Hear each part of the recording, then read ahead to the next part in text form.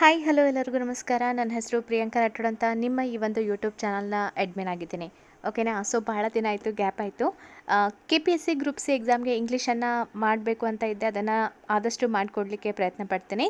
So ಈಗಾಗಲೇ antonyms ಆಗಿರ್ಬೋದು, ಆಮೇಲೆ ಇಡಿಯಮ್ಸ್ ಆಗಿರ್ಬೋದು, ಹಿಂದಿನ ಕ್ವಶನ್ ಪೇಪರ್ಗಳನ್ನು ಆಗಿರ್ಬೋದು ನಾನು ಸಾಲ್ವ್ ಮಾಡ್ತಾ ಬರ್ತಾ ಇದ್ದೀನಿ. ಇವತ್ತಿನ ಭಾಗದಲ್ಲಿ ನಿಮ್ಮ ಇಂಗ್ಲೀಷ್ಗೆ ಸಂಬಂಧಪಟ್ಟಂತೆ ಏನು ಆರ್ಟಿಕಲ್ಸ್ಗಳ ಕುರಿತಾಗಿ ಇದ್ರ ಮೇಲೆ ಒಂದು ಕ್ವಶನ್ ಪಕ್ಕ ಅಂತ ಅಂದ್ಕೊಳ್ಳಿ. ಸೊ ನಿಮಗೆ ಸಿಂಪಲ್ಲಾಗಿ ಇವತ್ತಿನ ಭಾಗದಲ್ಲಿ ಕೆಲವೊಂದು ಅಂಶಗಳನ್ನು ಹೇಳ್ತೀನಿ, ಯಾವುದರಲ್ಲಿ ಇವುಗಳನ್ನು ಪ್ರಯೋಗ ಮಾಡಲಾಗತ್ತೆ ಅಂತ. ಮತ್ತು ನಿಮಗೆ ಕ್ಲಾಸಸ್ಗಳನ್ನು ತೆಗೆದುಕೊಳ್ಳುವಾಗ ಬೇರೆ ಬೇರೆ ಎಕ್ಸಾಂಪಲ್ಗಳನ್ನು ಹೇಳ್ತಾ ಮತ್ತೆ ಇವುಗಳ ಉಪಯೋಗ ಹೇಗೆ ಮಾಡಲಾಗತ್ತೆ ಅಂತ ಹೇಳ್ತಾ ಹೋಗ್ತೀನಿ. ಒಮ್ಮೆಗೆ ಎಲ್ಲ ರೂಲ್ಸ್ಗಳನ್ನು ಹೇಳ್ತಾ ಹೋದರೆ ತಲೆಯಲ್ಲಿ ಇಟ್ಕೊಳ್ಳಿಕ್ಕಾಗಲ್ಲ. ಕೆಲವೊಂದನ್ನು ಹೇಳಬೇಕು, ಅವುಗಳನ್ನು ನಾವು ತಿಳ್ಕೊಂಡ ನಂತರ ಮುಂದಿನ ಒಂದು ಸ್ಟೆಪ್ಗೆ ಹೋಗಬೇಕು. ಓಕೆನಾ. ಸೊ ಇಲ್ಲಿ ಇದೆಲ್ಲ ಡೆಫಿನಿಟ್ ಆ್ಯಂಡ್ ಇನ್ಡೆಫಿನಿಟ್ ಆರ್ಟಿಕಲ್ಗಳು ಅಂತ ಇದೆ. ಸೊ ಇಲ್ಲಿ ಇದೆಯಲ್ಲ, ಎರಡು ರೀತಿಯಾದಂತಹ ಒಂದು ಆರ್ಟಿಕಲ್ಗಳ ಗುಂಪುಗಳನ್ನು ನಾವು ನೋಡ್ತೀವಿ. ಸೊ ಇಲ್ಲಿ ಯಾವುದು ಅಂತ ಹೇಳಬೇಕಂದ್ರೆ ಎ ಆ್ಯಂಡ್ ದ. ಸೊ ಮೂರು ವೆರಿ ವೆರಿ ವೆರಿ ಇಂಪಾರ್ಟೆಂಟ್.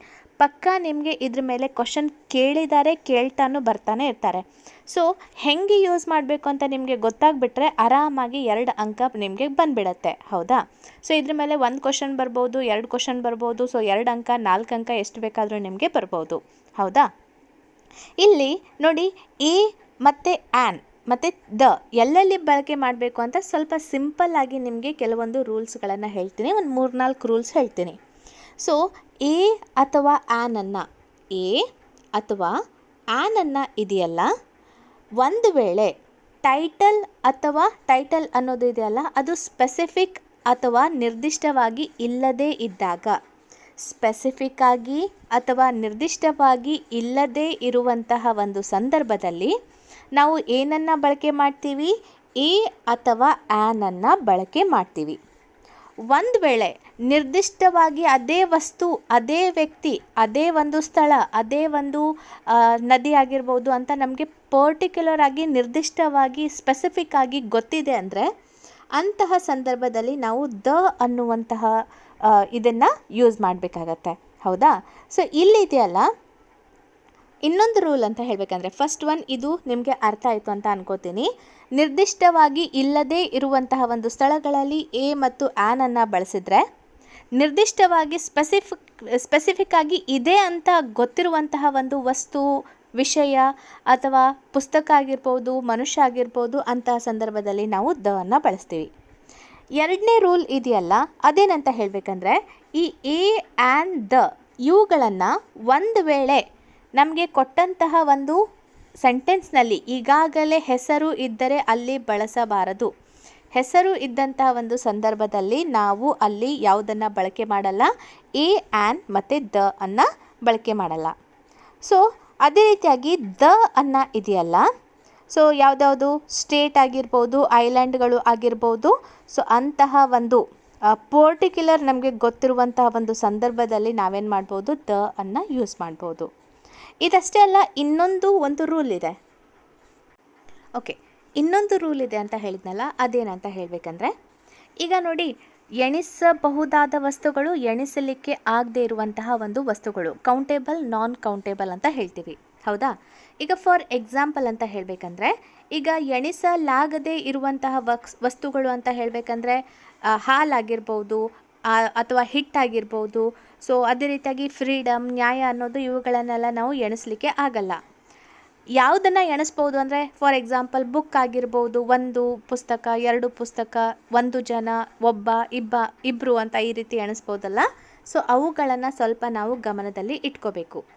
ಇಲ್ಲಿ ಇದೆಯಲ್ಲ, ಒಂದು ಎಕ್ಸಾಂಪಲ್ ಹೇಳ್ತೇನೆ ನೋಡಿ.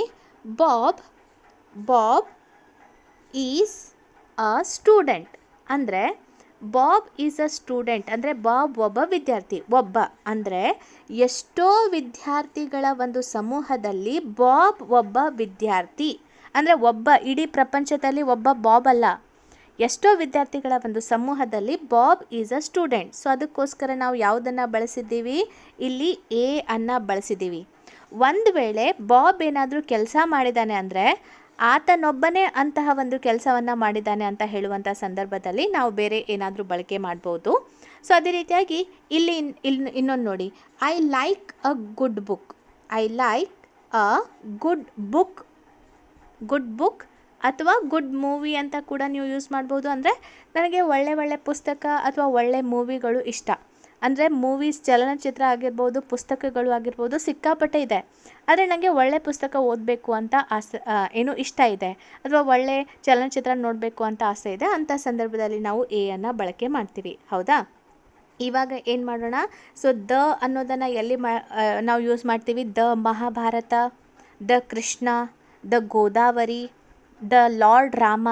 ಸೊ ಇವುಗಳು ಸ್ಪೆಸಿಫಿಕ್ ಆಗಿ ಅವರನ್ನೇ ನಾವು ಹೇಳುವಂತಹ ಸಂದರ್ಭದಲ್ಲಿ ದ ಅನ್ನು ಬಳಕೆ ಮಾಡ್ತೀವಿ. ಇವಾಗ ನಾನು ಕೆಲವೊಂದು ಎಕ್ಸಾಂಪಲ್ಗಳನ್ನು ಹೇಳ್ತೀನಿ. ಇವಾಗ 3 ರೂಲ್ ಹೇಳಿದ್ನಲ್ಲ, ಅದನ್ನು ನೆನ್ಪಿಟ್ಕೊಳ್ಳಿ. ಮತ್ತೆ ಇನ್ನೊಮ್ಮೆ ಯಾವಾಗಾದರೂ ಕ್ಲಾಸ್ ಮಾಡ್ತೀನಲ್ಲ, ಮತ್ತೆ ಎಕ್ಸಾಂಪಲ್ ತರ್ತೀನಿ. ಆವಾಗ ಇನ್ನೂ ಕೆಲವೊಂದು ರೂಲ್ಸ್ಗಳನ್ನು ನಿಮಗೆ ಹೇಳ್ತಾ ಹೋಗ್ತೀನಿ.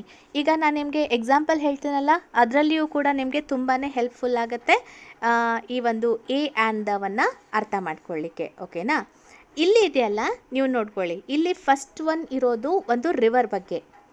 Dash Yamuna is dash tributary of the Gangas ಅಂತ ಇದೆ. ಹೌದಾ? ಇಲ್ಲಿ ಕರೆಕ್ಟ್ ಆದಂತಹ ಆರ್ಟಿಕಲ್ಸ್ಗಳನ್ನು ಬಳಕೆ ಮಾಡಿ, ಇರೋದೇ 3, ಅದನ್ನು ನಾವು ಕರೆಕ್ಟಾಗಿ ಮಾಡ್ಕೊಂಡ್ಬಿಟ್ರೆ ಅಲ್ಲೇ ಅಂಕ ಬಂದುಬಿಡತ್ತೆ. ಹೌದಾ? ನಿಮಗೆ ನಾನು ಈಗಾಗಲೇ ಹೇಳಿದ್ದೆ, ಯಮುನಾ ಅನ್ನೋದು ಬಹಳಷ್ಟು ನದಿಗಳು ಇಲ್ಲ. ಯಮುನಾ ಅನ್ನೋದು ಒಂದೇ ಒಂದು ನದಿ. ಸೊ ಅದ್ರ ಬಗ್ಗೆನೇ ನಾವು ಮಾತಾಡ್ತಾ ಇರೋದ್ರಿಂದ ನಾವು ಏನನ್ನು ಬಳಕೆ ಮಾಡ್ತಾ ಇದ್ದೀವಿ? ದ ಅನ್ನೋದನ್ನು ಬಳಕೆ ಮಾಡ್ತಾ ಇದ್ದೀವಿ.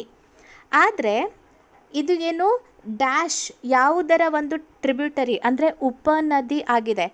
ಗಂಗಾ ನದಿಗೆ ಒಂದೇ ಒಂದು ಉಪನದಿ ಆಗಿದ್ದರೆ ಅಂತಹ ಒಂದು ಸಂದರ್ಭದಲ್ಲಿ ನಾವು ದ ಅನ್ನೋದನ್ನು ಬಳಕೆ ಮಾಡ್ಬೋದಾಗಿತ್ತು.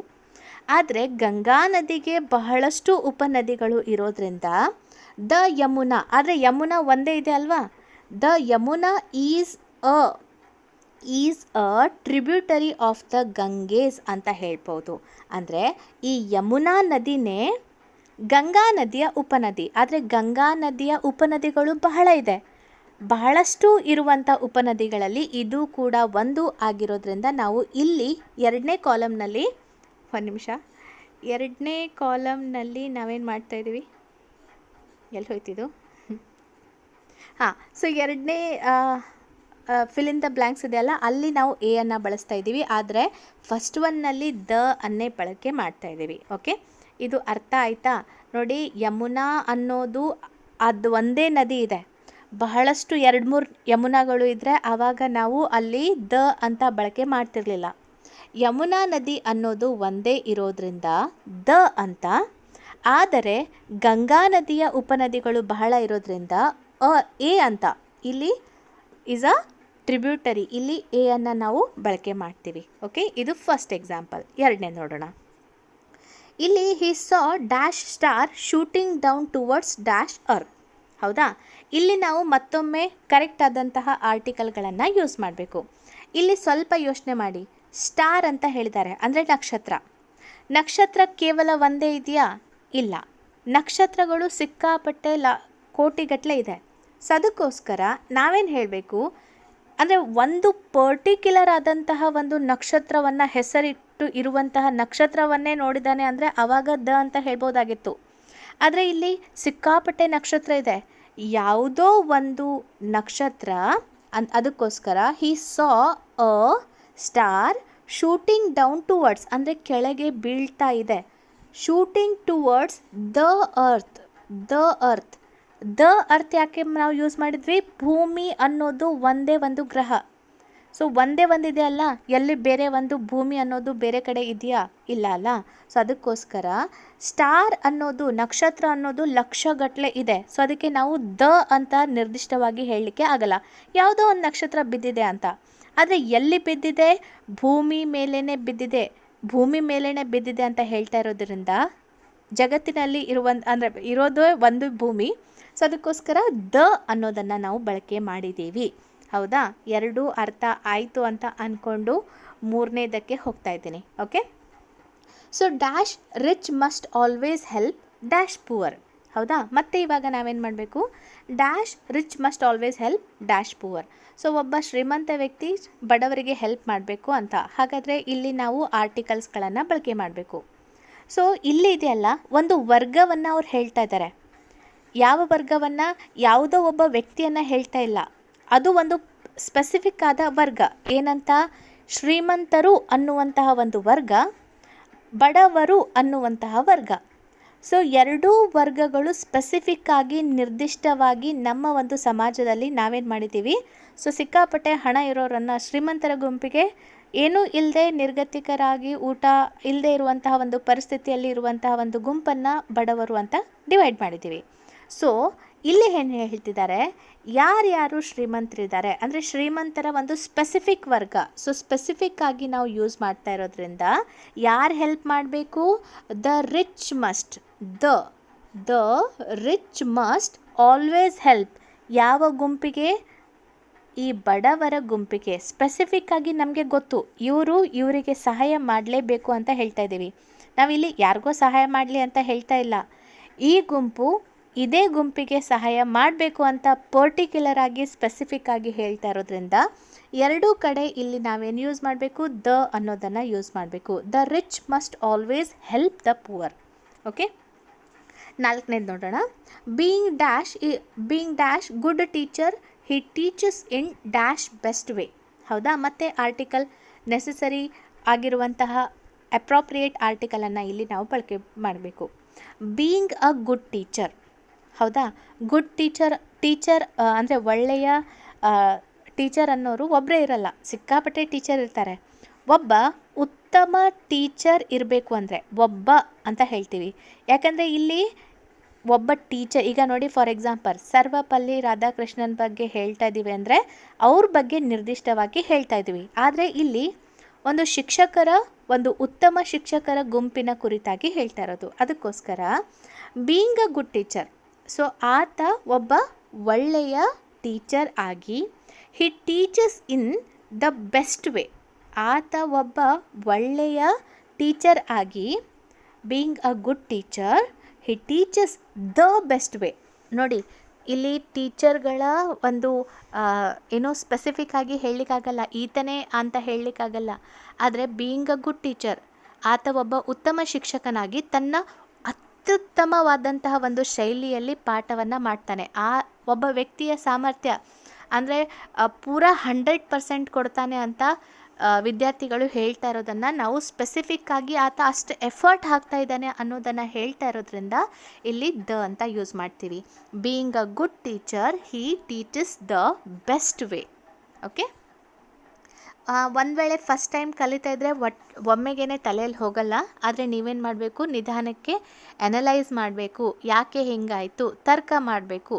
ಆವಾಗ ನಿಮಗೆ ಇನ್ನೂ ಈ ಎಲ್ಲ ಎಕ್ಸಾಂಪಲ್ಗಳು ಆರಾಮಾಗಿ ಅರ್ಥ ಮಾಡ್ಕೊಳ್ಳಿಕ್ಕೆ ಹೆಲ್ಪ್ ಆಗುತ್ತೆ. ಮತ್ತು ನಿಮ್ಗೆ ಹೇಳ್ತಾ ಇರ್ತೀನಿ, ಇದೊಂದೇ ಕ್ಲಾಸ್ ಅಲ್ಲ, ಆದರೆ ಬೇಸಿಕ್ಕಿಂದ ಪ್ರತಿಯೊಂದು ಕ್ಲಾಸಲ್ಲಿ ಸ್ವಲ್ಪ ಹೇಳ್ತಾ ಹೋದರೆ ನಿಮಗೆ ಈಸಿ ಆಗುತ್ತೆ ಅಂತ. ಹೌದಾ? So it was dash excellent lunch, the meal cost him dash 150 rupees. ಹೌದಾ?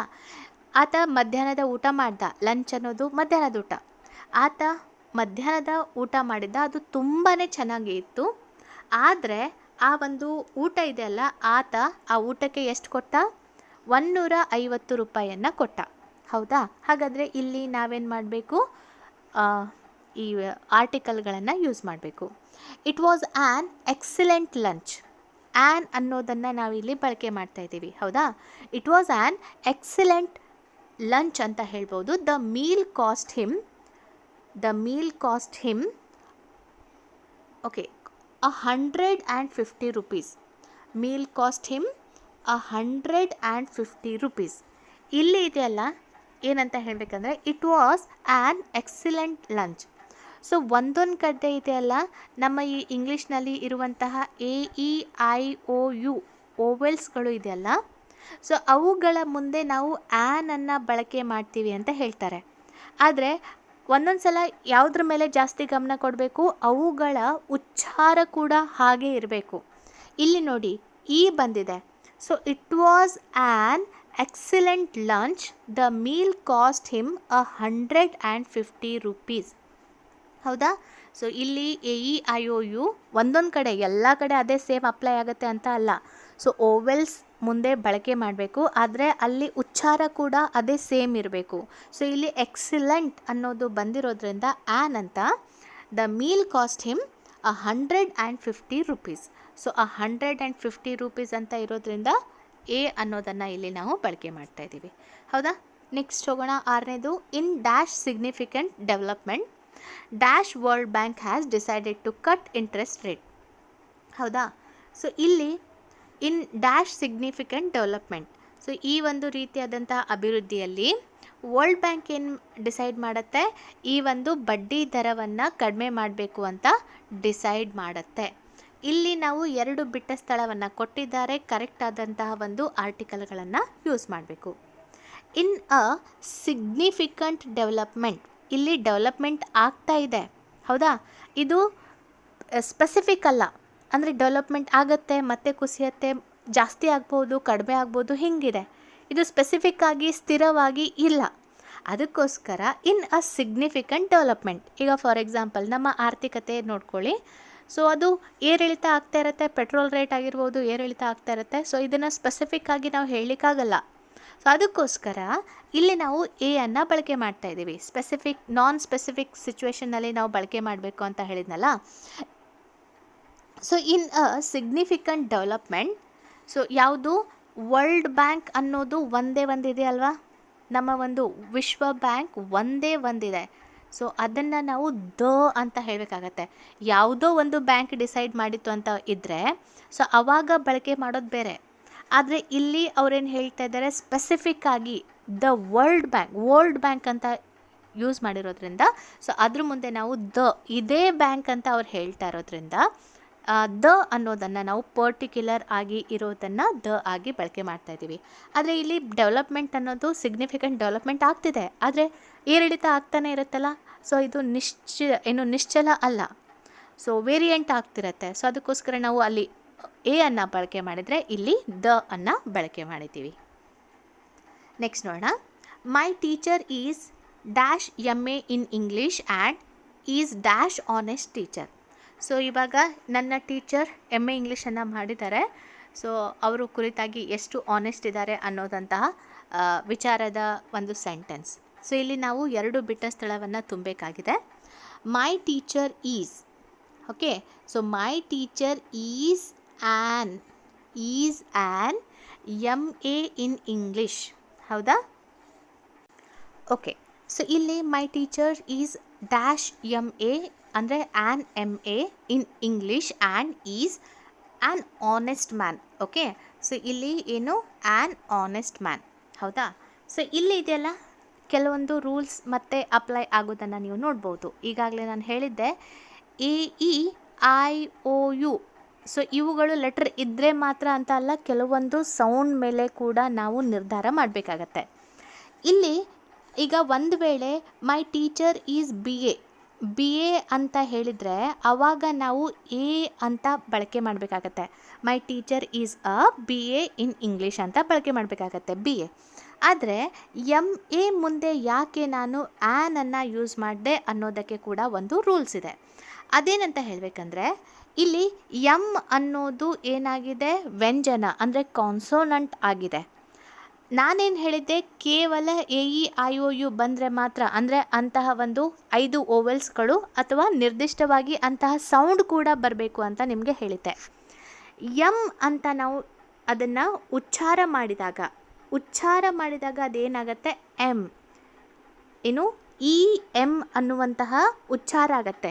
MA ಉಚ್ಚಾರದ ಮೇಲೆ ಕೂಡ ನಾವು ಸ್ವಲ್ಪ ಗಮನ ಕೊಡಬೇಕು. ಸೊ ಇಲ್ಲಿ ಇದೆಯಲ್ಲ, ನಮ್ಮ ಒಂದು 5 ಅಕ್ಷರಗಳಲ್ಲಿ 5 ಸ್ವರಗಳಲ್ಲಿ M ಇದೆ. ಅನ್ನೋದು ಉಚ್ಚಾರ ಮಾಡುವಾಗ, ಅನ್ನೋದನ್ನು ಉಚ್ಚಾರ ಮಾಡುವಾಗ ಇಲ್ಲಿ ಈ ರೀತಿಯಾಗಿ ಸೌಂಡ್ ಬರೋದ್ರಿಂದ ನಾವು ಏನನ್ನು ಬಳಕೆ ಮಾಡ್ತಾ ಇದ್ದೀವಿ, ಆ್ಯನನ್ನು ಬಳಕೆ ಮಾಡ್ತಾ ಇದ್ದೀವಿ. ಓಕೆ. ಸೊ ಅದೇ ರೀತಿಯಾಗಿ ಇಲ್ಲಿ ಇದು ಎರಡನೇದು ಕೂಡ ಅದೇ ಸೇಮ್ ಇದೆ. ಆ್ಯಂಡ್ ಈಸ್ ಆನೆಸ್ಟ್, ನಾವು ಹಾನೆಸ್ಟ್ ಅಂತ ಹೇಳಲ್ಲ, ಆನೆಸ್ಟ್ ಅಂತ ಹೇಳ್ತೀವಿ. ಆನೆಸ್ಟ್ ಅಂತ ಯೂಸ್ ಮಾಡುವಾಗ ಓ ಅನ್ನೋದು ನಮಗೆ ಕೇಳಿಸುತ್ತೆ, ಹೌದಾ? ಓ ಅನ್ನೋದು ಹೈಲೈಟ್ ಆಗುತ್ತೆ. ಉಚ್ಚಾರ ಮಾಡುವಾಗ ಆನೆಸ್ಟ್ ಅಂತ ಹೇಳ್ತೀವಿ, ಹಾನೆಸ್ಟ್ ಅಂತ ಹೇಳಲ್ಲ. ಸೊ ಓ ಅನ್ನೋ ರೀತಿಯಲ್ಲಿ ಉಚ್ಚಾರ ಆಗೋದ್ರಿಂದ ಮತ್ತೆ ಇಲ್ಲಿ ನಾವು ಏನನ್ನು ಬಳಕೆ ಮಾಡ್ತಾ ಇದ್ದೀವಿ, ಆ್ಯನನ್ನು ಬಳಕೆ ಮಾಡ್ತಾ ಇದ್ದೀವಿ. ಇನ್ನೊಮ್ಮೆ ಹೇಳಿಬಿಡ್ತೀನಿ ನೋಡಿ. ಆ್ಯನ್ ಅನ್ನೋದಕ್ಕೆ ನಾವು ಎ ಇ ಐ ಒ ಯುಗಳ ಮುಂದೆ ನಾವೇನು ಬಳಕೆ ಮಾಡ್ತೀವಿ, ಆ್ಯನನ್ನು ಬಳಕೆ ಮಾಡ್ತೀವಿ.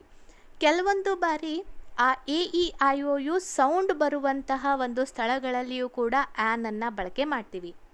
ಬಿ ಅನ್ನೋದ್ರಲ್ಲಿ A E I O U ಇದರಲ್ಲಿ ಯಾವುದೇ ಒಂದು ಸೌಂಡ್ ಬರಲ್ಲ. ಅದಕ್ಕೋಸ್ಕರ ನಾವು ಬಿ ಮುಂದೆ ಅಂದರೆ ಬಿ ಎ ಮುಂದೆ ನಾವು ಏನು ಬಳಕೆ ಮಾಡಿದ್ವಿ, ಎ ಅನ್ನು. ಆದರೆ ಎಮ್ ಅಂತ ಹೇಳುವಾಗ ಈ ಎಮ್ ಅನ್ನೋದು ನಮಗೆ ಬರುತ್ತೆ. ಸೊ ಅದಕ್ಕೋಸ್ಕರ ಅಲ್ಲಿ ಆ್ಯನನ್ನು. ಇಲ್ಲಿ ಆನೆಸ್ಟ್ ಅಂತ ಹೇಳುವಾಗ ಎಚ್ ಕಾನ್ಸೋನೆಂಟ್ ಆಗಿದ್ರೂ ಕೂಡ ಉಚ್ಚಾರದಲ್ಲಿ ಏನಾಗುತ್ತೆ, ಓ ಸೌಂಡ್ ಬರೋದ್ರಿಂದ ಇಲ್ಲಿ ಆ್ಯನನ್ನು ನಾವು ಬಳಕೆ ಮಾಡ್ತಾಯಿದ್ದೀವಿ. ನೆಕ್ಸ್ಟ್ ನೋಡೋಣ. My friend has got appointment in television company. Okay, so ಇಲ್ಲಿ ಬಿಟ್ಟ ಸ್ಥಳ ಇದೆ. So my friend has got appointment in ಯಾವ, ಈಗ ನೋಡಿ ನಿರ್ದಿಷ್ಟವಾಗಿ ಹೇಳ್ತಾ ಇಲ್ಲ ಇದೇ ಒಂದು ಟೆಲಿವಿಷನ್ ಕಂಪನಿಯಲ್ಲಿ ಅಂತ ಹೇಳ್ತಾ ಇಲ್ಲ. ನನ್ನ ಫ್ರೆಂಡ್ಗೆ ಎಲ್ಲೋ ಟೆಲಿವಿಷನ್ ಇದರಲ್ಲಿ ಕೆಲಸ ಸಿಕ್ಕಿದೆ ಅಂತ ಹೇಳ್ತಾ ಇದ್ದೀವಿ. ಯಾವ ಟೆಲಿವಿಷನ್ ಕಂಪ್ನಿಯಲ್ಲಿ ಅಂತ ನಾವು ಹೇಳ್ತಾ ಇಲ್ಲ, ನಿರ್ದಿಷ್ಟವಾಗಿ ಹೇಳ್ತಾ ಇಲ್ಲ. ಸೊ ಫಾರ್ ಎಕ್ಸಾಂಪಲ್ ನಿರ್ದಿಷ್ಟವಾಗಿ ವಿಪ್ರೋದಲ್ಲಿನೇ, ನಿರ್ದಿಷ್ಟವಾಗಿ ಟಾಟಾ ಬಿರ್ಲಾ ಆ ರೀತಿಯಾಗಿ ನಾವು ಹೇಳ್ತಾ ಇಲ್ಲ. ಇಲ್ಲಿ ನಾವು ಯಾವುದೋ ಒಂದು ಟೆಲಿವಿಷನ್ ಕಂಪನಿಯಲ್ಲಿ ನನ್ನ ಫ್ರೆಂಡ್ಗೆ ಏನಾಗಿದೆ, ಜಾಬ್ ಸಿಕ್ಕಿದೆ ಅಂತ. So my friend has got appointment in a television company. So television ಕಂಪನಿಯಿಂದ ಆತನಿಗೆ ಅಪಾಯಿಂಟ್ಮೆಂಟ್ ಬಂದಿದೆ. ಸೊ ಅನ್ನೋದು ಇದು ಇಂಡೆಫಿನಿಟ್ ಆಗಿದೆ, ಎಲ್ಲಿ ಅಂತ ಪರ್ಟಿಕ್ಯುಲರ್ ಆಗಿ ಇಲ್ಲದೆ ಇರೋದ್ರಿಂದ. ಹೌದಾ? ನೆಕ್ಸ್ಟ್ ನೋಡೋಣ. I found myself in dash Maidan and sat down on dash bench ಅಂತ ಕೇಳ್ತಾ ಇದ್ದಾರೆ. ಹೌದಾ? ಸೊ ನಾನು ನನ್ನನ್ನು ಡ್ಯಾಶ್ ಒಂದು ಮೈದಾನದಲ್ಲಿ ಕಂಡುಕೊಂಡೆ. ಸೊ ಅಲ್ಲಿ ನಾನು ಬೆಂಚ್ ಮೇಲೆ ಕೂತ್ಕೊಂಡೆ. ಸೊ ಹಾಗಾದರೆ ಇಲ್ಲಿ ಬಳಕೆ ಮಾಡುವಂಥ ಆರ್ಟಿಕಲ್ಗಳನ್ನು ನಾವು ನೋಡಬೇಕು. I found myself in the maidan. So ಎಲ್ಲೋ ಒಂದು ಸ್ಪೆಸಿಫಿಕ್ ಪ್ಲೇಸ್ ಹೇಳ್ತಾ ಇದ್ದೇನೆ. ನನ್ನನ್ನು ನಾನು ಇಲ್ಲಿ ಕಂಡುಕೊಂಡೆ ಅಂದರೆ ಇಲ್ಲಿ ಇರೋದನ್ನು ನನಗೆ ಗೊತ್ತಾಯಿತು. ಎಲ್ಲಿದ್ದೀನಿ, ಮೈದಾನದಲ್ಲಿ ಇರೋದು ನನಗೆ ಗೊತ್ತಾಯಿತು. ಹೌದಾ? ಸೊ ಇಲ್ಲಿ ಗೊತ್ತಾಗಿದೆ ಎಲ್ಲಿ ಇರೋದು ಅಂತ. ಫಾರೆಸ್ಟ್ ಅಂತ ಇದ್ದರೆ ಅದು ಸ್ಪೆಸಿಫಿಕ್ ಪ್ಲೇಸ್ ಹೇಳ್ತಾ ಇದ್ದಾನೆ. ಮೈದಾನ ಅನ್ನೋದು ಒಂದು ಸ್ಪೆಸಿಫಿಕ್ ಪ್ಲೇಸ್ ಆಗಿದೆ. ಸೊ ಅದಕ್ಕೋಸ್ಕರ ನಾವೇನು ಬಳಸಬೇಕು, ದ. ಸೊ ಆತ ಇರೋದು ಎಲ್ಲಿ ಅಂತ ಆತನಿಗೆ ಪಕ್ಕಾ ಗೊತ್ತಿರೋದ್ರಿಂದ ಇಲ್ಲಿ ನಾವು ಬಳಕೆ ಮಾಡ್ತಾ ಇರೋದು ಯಾವುದನ್ನು, ದ ಅನ್ನು ಬಳಕೆ ಮಾಡ್ತಾ ಇದ್ದೀವಿ. So and sat down on, ಎಲ್ಲಿ ಕೂತ್ಕೊಂಡ, so on a bench. So ಅಲ್ಲಿ ಎಷ್ಟೋ ಬೆಂಚ್ಗಳಿರುತ್ತೆ, ಆ ಯಾವುದೋ ಒಂದು ಬೆಂಚಲ್ಲಿ ಆತ ಕೂತ್ಕೊಂಡ. ಹೌದಾ? ಸೊ ಇದೇ ಸ್ಪೆಸಿಫಿಕ್ ಬೆಂಚ್. ಈಗ ನೋಡಿ ನಿಮ್ಗೆ ಹೆಂಗೆ ಗೊತ್ತಾಗತ್ತೆ ಅದು? ಈಗ ಪಾರ್ಕ್ಗಳಲ್ಲಿ ನೋಡಿ ಎಷ್ಟೋ ಬೆಂಚ್ಗಳು ಇರುತ್ತೆ. ಸೊ ನಾನು ಒಂದು ಬೆಂಚ್ ಮೇಲೆ ಕೂತ್ಕೊಂಡೆ ಅಂತ ಹೇಳ್ಬೋದು. ಇದೇ ಸ್ಪೆಸಿಫಿಕ್ ಬೆಂಚ್ ಅಂತ ಹೇಳಲಿಕ್ಕೆ ಏನಾದರೂ ಘಟನೆ ಆಗಿರಬೇಕು ಅಥವಾ ಏನಾದರೂ ಅದಕ್ಕೆ ರಿಲೇಟೆಡ್ ಆಗಿದ್ದರೆ ಅದು ಸ್ಪೆಸಿಫಿಕ್ ಆಗುತ್ತೆ. ಇಲ್ಲಾಂದರೆ ಯಾವುದೋ ಒಂದು ಬೆಂಚ್ ಅಂತ ಅಷ್ಟೇ ಹೇಳಬೇಕಾಗತ್ತೆ. ಸೊ ಅದಕ್ಕೋಸ್ಕರ ನನ್ನನ್ನು ನಾನು ಮೈದಾನದಲ್ಲಿ ಕಂಡುಕೊಂಡೆ. ಸೊ ನಾನು ಅಲ್ಲಿ ಬೆಂಚ್ ಮೇಲೆ ಕೂತ್ಕೊಂಡೆ. ಅದು ಯಾವುದೋ ಒಂದು ಬೆಂಚ್ ಅಂತ ಇರೋದ್ರಿಂದ ಅ ಬೆಂಚ್ ಅಂತ ಹೇಳಬೇಕಾಗತ್ತೆ. ಓಕೆ, ಇದು ಅರ್ಥ ಆಗಿದೆ ಅಂತ ಅಂದ್ಕೊಂಡು ನೆಕ್ಸ್ಟ್ ಹೋಗ್ತಾ ಇದ್ದೀನಿ. He was dash round cheeked simple lad and dash story he told us was simple ಅಂತ ಕೇಳ್ತಾ ಇದ್ದಾರೆ. ಸೊ ಹಾಗಾದರೆ ಕರೆಕ್ಟ್ ಆದಂಥ ಒಂದು ಇದನ್ನು ನಾವು ಯೂಸ್ ಮಾಡಬೇಕಾಗತ್ತೆ. ಹೌದಾ? Simple to. Okay, so he was dash round cheeked simple lad and dash story he told us was simple to. So ಆತ ಫಸ್ಟಿಗೆ ಆ ವ್ಯಕ್ತಿಯ ಕುರಿತಾಗಿ ಹೇಳ್ತಾ ಇದ್ದಾರೆ. ಸೊ ಆತ ಇದನ್ನೆಲ್ಲ ರೌಂಡ್ ಚೀಕ್ಡ್ ಸಿಂಪಲ್ ಲ್ಯಾಡ್ ಅಂದರೆ ಒಬ್ಬ ಪುರುಷರನ್ನು ಹೇಳುವಂಥ ಸಂದರ್ಭದಲ್ಲಿ ಹೇಳಲಾಗತ್ತೆ. ಸೊ ಚೀಕ್ ಅಂದರೆ ನಿಮಗೆ ಗೊತ್ತು. ಸೊ ರೌಂಡ್ ಚೀಕ್ ಸಿಂಪಲ್, ಸಾಧಾರಣವಾದ ವ್ಯಕ್ತಿ. ಆತ ಒಬ್ಬ ಸಾಧಾರಣವಾದ ವ್ಯಕ್ತಿ. ಆತ ಹೇಳಿದಂಥ ಒಂದು ಕತೆ ಕೂಡ ಅಷ್ಟೇ ಸಿಂಪಲ್ ಆಗಿತ್ತು ಅನ್ನೋದು ಈ ಒಂದು ಸೆಂಟೆನ್ಸ್ನ ತಾತ್ಪರ್ಯ. ಹಾಗಾದರೆ ಇಲ್ಲಿದೆಯಲ್ಲ, ಆ ವ್ಯಕ್ತಿ ಯಾರು ಅಂತ ಗೊತ್ತಿಲ್ಲ. ಸೊ ಇದೇ ವ್ಯಕ್ತಿ ಅಂತ ಗೊತ್ತಿದ್ದರೆ ನಾವು ಅವಾಗ ಹೇಳೋದು ಬೇರೆ. ಇಲ್ಲಿ ಆ ವ್ಯಕ್ತಿ ಯಾರು ಗೊತ್ತಿಲ್ಲ, ಆದರೆ ಆತನೊಬ್ಬ. ಹೌದಾ? ಎಷ್ಟೋ ಒಂದು ಜನರಲ್ಲಿ ಆತನೊಬ್ಬ. Round cheeked simple lad and the story. ಆದರೆ ಆತ ಒಂದು ಸ್ಪೆಸಿಫಿಕ್ ಸ್ಟೋರಿ ಹೇಳ್ದ. ಆತ 100 ಸ್ಟೋರಿಗಳನ್ನು ಹೇಳಿದರೆ ಅದು ಬೇರೆ ವಿಷಯ ಆಗ್ತಿತ್ತು. ಆತ ಒಂದು ನಿರ್ದಿಷ್ಟವಾದ ಸ್ಟೋರಿಯನ್ನು ಹೇಳ್ದ ತಾನೆ. ಸೊ ಆತ ಹೇಳಿದಂತಹ ಆ ಸ್ಟೋರಿ ಇದೆಯಲ್ಲ, ಸೊ ಅದು ಕೂಡ ಅಷ್ಟೇ ಸಾಧಾರಣವಾಗಿತ್ತು ಅಂತ ಹೇಳ್ಬೋದು. ಸೊ ಇಲ್ಲಿ ಇದೆಯಲ್ಲ ಸ್ಟೋರಿ ಆತ ಒಂದೇ ಹೇಳಿರೋದ್ರಿಂದ ನೋಡಿ, ಹೀಗೆ ನಾವು ಎಲ್ಲಾದರೂ ಎಕ್ಸಿಬಿಷನ್ಗೆ ಹೋಗಿರ್ತಿದ್ವ, ಏನಾದರೂ ಹೇಳಿದ್ರೆ ಆ ವ್ಯಕ್ತಿ ಹೇಳಿದ ಮಾತು ಇವತ್ತಿನವರೆಗೆ ನನಗೆ ತುಂಬಾ ಚೆನ್ನಾಗಿ ನೆನಪಿದೆ. ಆತ ಏನು ಹೇಳ್ದ ಗೊತ್ತಾ ಅಂದರೆ ಸ್ಪೆಸಿಫಿಕ್ ಆಗಿ ನಿಮಗೆ ಗೊತ್ತು ಯಾವ ಸ್ಟೋರಿ ಅಥವಾ ಯಾವ ಸ್ಟೇಟ್ಮೆಂಟನ್ನು ಆತ ಕೊಟ್ಟ ಅಂತ. ಸೊ ಅದಕ್ಕೋಸ್ಕರ ಅಲ್ಲಿ ನಾವು ದ ಬಳಕೆ ಮಾಡ್ತಾ ಇದ್ದೀವಿ. ಆದರೆ ಆ ವ್ಯಕ್ತಿ ಯಾರು ಅಂತ ಗೊತ್ತಿಲ್ಲ, ಯಾರೋ ಒಬ್ಬ ಸಿಂಪಲ್ ಸಾಧಾರಣವಾಗಿ ಕಾಣಿಸುವಂಥ ಮನುಷ್ಯ. ಆದರೆ ಆತ ಹೇಳಿದಂಥ ಒಂದು ಸ್ಟೋರಿ ಇದೆಯಲ್ಲ ಅದು ಕೂಡ ಅಷ್ಟೇ ಸಿಂಪಲ್ ಆಗಿತ್ತು ಅಂತ. ಸೊ ಸ್ಟೋರಿ ಅದು ಏನು ಸ್ಪೆಸಿಫಿಕ್ ಆಗಿ ಇರೋದ್ರಿಂದ ಅಲ್ಲಿ ನಾವು ದ ಬಳಕೆ ಮಾಡ್ತಾ ಇದ್ದೀವಿ. ನೆಕ್ಸ್ಟ್ ನೋಡೋಣ, the best way to learn. Okay, the best way to learn musical instrument is dash to find enthusiastic teacher ಅಂತ ಇದೆ. ಹೌದಾ, the best way to learn, ಇಲ್ಲಿ ಡ್ಯಾಶ್ ಬರಬೇಕು, ಅದೇ ರೀತಿಯಾಗಿ ಇಲ್ಲಿ ಒಂದು ಡ್ಯಾಶ್ ಬರಬೇಕು. ಹೌದಾ, so the best way to learn ಯಾವ ಮ್ಯೂಸಿಕಲ್ ಇನ್ಸ್ಟ್ರೂಮೆಂಟ್ ಇಲ್ಲಿದೆಲ್ಲ ಯಾವುದು ಅಂತ ಸ್ಪೆಸಿಫಿಕ್ ಆಗಿ ಹೇಳಿಲ್ಲ. ಗಿಟಾರ, ಪಿಯಾನೋನ, ಕೊಳಲ ಅಥವಾ ಏನಂತ ಕೊಟ್ಟಿಲ್ಲ. ಸೊ ಅವ್ರೇನು ಹೇಳ್ತಾ ಇದ್ದಾರೆ, ಯಾವುದೇ ಒಂದು ಸಂಗೀತ ವಾದ್ಯವನ್ನು ಕಲ್ಕೋಬೇಕು ಅಂದರೆ ಅಷ್ಟೇ ಚೆನ್ನಾಗಿ ಕಲಿಸುವಂತಹ ಒಬ್ಬ ಟೀಚರ್, ಅಷ್ಟೇ ಚೆನ್ನಾಗಿ ಕಲಿಸುವ ಟೀಚರ್ ಅಂತ ಹೇಳ್ತಾ ಇದ್ದಾರೆ. ಹೌದಾ, ಇಲ್ಲಿ ಇದೆಯಲ್ಲ ಯಾವ ಒಂದು ಸಂಗೀತ ವಾದ್ಯ ಅಥವಾ ಮ್ಯೂಸಿಕಲ್ ಇನ್ಸ್ಟ್ರೂಮೆಂಟ್ ಅನ್ನೋದನ್ನು ಹೇಳಿಲ್ಲ. ಅದಕ್ಕೋಸ್ಕರ the best way to learn a musical instrument is to find an ಯಾಕೆ ಬಂತು, ಇಲ್ಲಿ ಇ ಇದೆ. ಆ್ಯನ್ ಯಾಕೆ ಬಂತು ಅಂದರೆ AEIOU ಓವೆಲ್ಸ್ ಇದೆ. ಅದರಲ್ಲಿ ಇಲ್ಲಿ ಎಂಥೂಸಿಯಾಸ್ಟಿಕ್ ಈ ಸ್ಟಾರ್ಟಿಂಗ್ನಲ್ಲಿ ಇದೆಯಲ್ಲ, ಸೊ ಓವೆಲ್ ಇದೆಯಲ್ಲ, ಅದಕ್ಕೋಸ್ಕರ ಇಲ್ಲಿ an. So the best way to learn a musical instrument is to find an enthusiastic teacher. So ಇಲ್ಲಿ ಎ ಮತ್ತು ಆ್ಯನ್ನ ಬಳಕೆ ಆಯಿತು. ನೆಕ್ಸ್ಟ್ ಹೋಗೋಣ, Mahesh is dash university student and lives in the university hostel. ಹೌದಾ, ಸೊ ಮಹೇಶ್ ಇದಾನಲ್ಲ, ಆತನೊಬ್ಬ ವಿಶ್ವವಿದ್ಯಾಲಯದ ವಿದ್ಯಾರ್ಥಿ. ಮಹೇಶ್ ಅನ್ನೋನು ವಿಶ್ವವಿದ್ಯಾಲಯದ ವಿದ್ಯಾರ್ಥಿ. ಯಾವ ವಿಶ್ವವಿದ್ಯಾಲಯ ಅಂತ ಕೊಟ್ಟಿಲ್ಲ. ಸೊ ಒಂದು ವೇಳೆ ಪರ್ಟಿಕ್ಯುಲರ್ ವಿಶ್ವವಿದ್ಯಾಲಯ ಕೊಟ್ಟಿದಾಗ ಬೇರೆ ಒಂದು ಆರ್ಟಿಕಲ್ಗಳನ್ನು ಬಳಕೆ ಮಾಡಬೇಕಾಗಿತ್ತು, ದ ಅನ್ನೋದನ್ನು. ಸೊ ಆದರೆ ಇಲ್ಲಿ ಆತ ಕೇವಲ ಒಬ್ಬ ವಿಶ್ವವಿದ್ಯಾಲಯದ ವಿದ್ಯಾರ್ಥಿ ಅಂತ ಹೇಳಿರೋದ್ರಿಂದ Mahesh is a university student and lives in ಎಲ್ಲಿ ಅ ಯೂನಿವರ್ಸಿಟಿ ಹಾಸ್ಟೆಲ್. ಯಾಕಂದರೆ ಯಾವ ವಿಶ್ವವಿದ್ಯಾಲಯ ಅಂತಲೇ ಗೊತ್ತಿಲ್ಲ, ಆ ವಿಶ್ವವಿದ್ಯಾಲಯದ ಹಾಸ್ಟೆಲ್ ಫೆಸಿಲಿಟಿ ಇರುತ್ತಲ್ಲ ಅಲ್ಲಿ ಹೋಗಿರ್ತಾನೆ. ಸೊ ಮಹೇಶ್ ಇದಾನಲ್ಲ, ಆತನೊಬ್ಬ ವಿಶ್ವವಿದ್ಯಾಲಯದ ವಿದ್ಯಾರ್ಥಿ, ಆತ ವಿಶ್ವವಿದ್ಯಾಲಯದ ಹಾಸ್ಟೆಲ್ನಲ್ಲಿನೇ ಇರ್ತಾನೆ. ಸೊ ಇಲ್ಲಿ ಸ್ಪೆಸಿಫಿಕ್ ಆಗಿ ಯಾವ ವಿಶ್ವವಿದ್ಯಾಲಯ ಯಾವ ಹಾಸ್ಟೆಲ್ ಅಂತ ಇಲ್ಲದೆ ಇರೋದ್ರಿಂದ ನಿರ್ದಿಷ್ಟವಾಗಿ ಇಲ್ಲದೇ ಇರುವಂಥ ಒಂದು ಸಂದರ್ಭದಲ್ಲಿ ನಾವು ಎಯನ್ನು ಬಳಕೆ ಮಾಡ್ತೀವಿ. ಓಕೆ, ನೆಕ್ಸ್ಟ್ ನೋಡೋಣ, dash my friend is dash able to translator and dash impartial editor as well. ಹೌದಾ, ಇಲ್ಲಿ ಇದೆಲ್ಲ ನಾವೇನು ಮಾಡಬೇಕು, ಆರ್ಟಿಕಲ್ಗಳನ್ನು ಯೂಸ್ ಮಾಡಿಕೊಂಡು ಹೇಳಬೇಕು. ಇಲ್ಲಿ ಆ್ಯಕ್ಚುಲಿ ಇದಿಲ್ಲ. ಮೈ ಫ್ರೆಂಡ್ ಈಸ್ ಆ್ಯನ್ ಯಾಕೆ ಬಂತು, ಇಲ್ಲಿ ಸ್ಟಾರ್ಟಿಂಗ್ನಲ್ಲಿ ಎ ಇದೆ, ಓವೆಲ್ಸ್ ಹೇಳಿದ್ನಲ್ಲ, AEIOU. So my friend is an Abel translator and an impartial. An ಯಾಕೆ ಬಂತು, ಇಲ್ಲಿ ಐ ಇದೆಯಲ್ಲ, impartial editor as well. So ಎರಡೂ ಕಡೆ ಓವೆಲ್ಸ್ಗಳು ಇರೋದ್ರಿಂದ ನಾವು ಆ್ಯನನ್ನು ಬಳಕೆ ಮಾಡ್ತಾ ಇದ್ದೀವಿ. So my friend is an Abel translator and an impartial editor as well. So ಇಲ್ಲಿ ಆ್ಯನನ್ನು ಬಳಕೆ ಮಾಡ್ತಾ ಇದ್ದೀವಿ ಯಾಕಂದರೆ ಓವೆಲ್ ಇದೆ ಆ ಒಂದು ದೃಷ್ಟಿಯಿಂದ.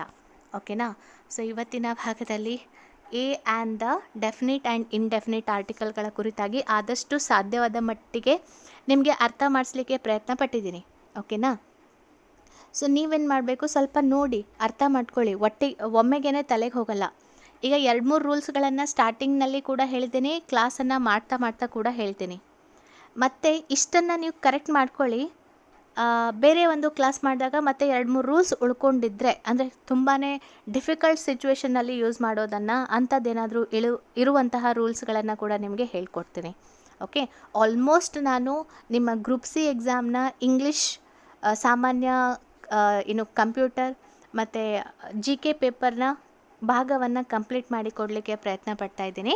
ಸೊ ಇದಿಷ್ಟು ಈ ಭಾಗದ ಮಾಹಿತಿಯಾಗಿತ್ತು. ಅರ್ಥ ಆದರೆ ಒಳ್ಳೆಯದು, ಅರ್ಥ ಆದರೆ ಕಮೆಂಟ್ ಮಾಡಿ ಹೇಳ್ಬೋದು, ಅರ್ಥ ಆದರೆ ಲೈಕ್, ಶೇರ್, ಸಬ್ಸ್ಕ್ರೈಬ್ ಆಗೋದನ್ನು ಮರಿಬೇಡಿ. Thank you so much. ನಾಳೆ ಯಾವ ಟಾಪಿಕ್ ಬೇಕು ನಾನೇ ಡಿಸೈಡ್ ಮಾಡಿ ನಾನು ಹೇಳ್ತೇನೆ ಬೇಕಾದರೆ, ಯಾಕಂದರೆ ನಾನು ಸಿಲೆಬಸ್ ವೈಸ್ ಎಲ್ಲವನ್ನು ಕವರ್ ಮಾಡ್ತಾಯಿದ್ದೀನಿ. ಇದನ್ನು ಪಕ್ಕಾ ಮಾಡ್ಕೊಂಡ್ಬಿಟ್ರೆ ನಿಮಗೆ 2 ಅಥವಾ 4 ಅಂಕಗಳು ಪಕ್ಕಾ ಅಂತ ಮಾಡ್ಕೊಳ್ಳಿ. ಯಾಕಂದರೆ ಇದ್ರ ಮೇಲೆ ಪ್ರತಿ ವರ್ಷ ಕ್ವಶನ್ಗಳು ಬಂದೇ ಬರುತ್ತೆ. Okay, so thank you so much.